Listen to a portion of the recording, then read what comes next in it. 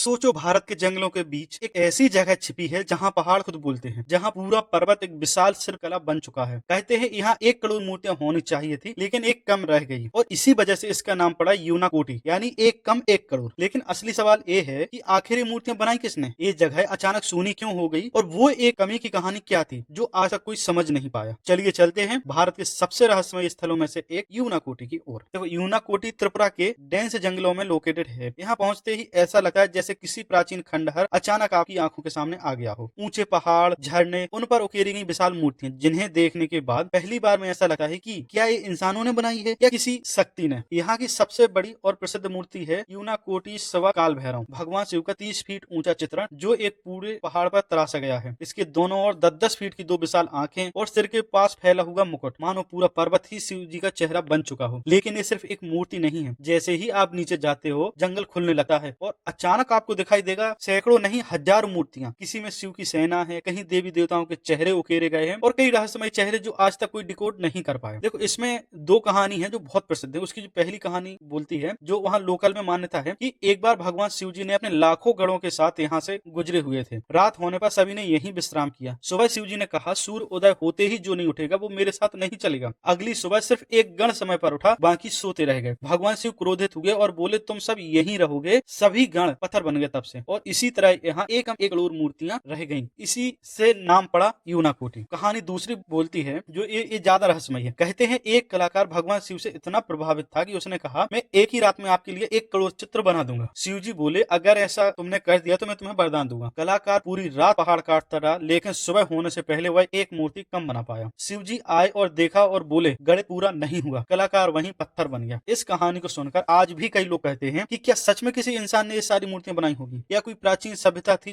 जिसकी कला आज भी हम समझ नहीं पा रहे हैं। वैज्ञानिक कहते हैं इन मूर्तियों का समय निश्चित नहीं है। कुछ लोग इन्हें 7वीं 9वीं शताब्दी का मानते हैं और कुछ कहते हैं ये और भी पुरानी हो सकती है, शायद 1200 से 15 साल पुरानी हो। लेकिन सबसे बड़ा रहस्य ये है कि इतनी विशाल मूर्तियां उस समय कैसे बनाई गई, किस टूल से पहाड़ को इतनी बारीकी से तराशा गया, और अगर ये कोई सभ्यता थी तो वो अचानक गायब कैसे हो गई। यहाँ की कई मूर्तियां अधूरी हैं, जैसे किसी ने यहाँ शुरू तो किया हो पर अचानक काम रोक दिया हो। क्यों, ये भी रहस्य है। आज यूनाकोटी एक ओपन एयर म्यूजियम की तरह है। हर तरफ कई जमी है, झरने बह रहे हैं और वो सभी मूर्तियां प्राकृतिक जंगल के साथ एकदम घुल मिली गई हैं। यूनेस्को ने इसे वर्ल्ड हेरिटेज साइट की सूची में शामिल करने की कोशिश कर दी है, क्योंकि इतनी विशाल रॉक स्कल्पचर साइट दुनिया में बहुत कम है। लेकिन यूनाकोटी आज भी सवालों से भरा हुआ है। क्या वाकई में भगवान शिव के गण है? क्या सच में कोई कलाकार एक रात में 1 करोड़ मूर्तियां बनाने निकला था, या फिर किसी खोई हुई सभ्यता का काम है जिसके बारे में आज तक कोई नहीं जान पाया? आपको क्या लगता है, यूनाकोटी का असली रहस्य क्या है? क्या ये कहानी है या इतिहास का छुपा हुआ सच? कमेंट में जरूर बताएं। और ऐसी ही अद्भुत कहानियों के लिए जो रियल और मिस्ट्री से भरी हुई है, सुनने के लिए वीडियो को लाइक, शेयर और चैनल को सब्सक्राइब जरूर करें। जय हिंद।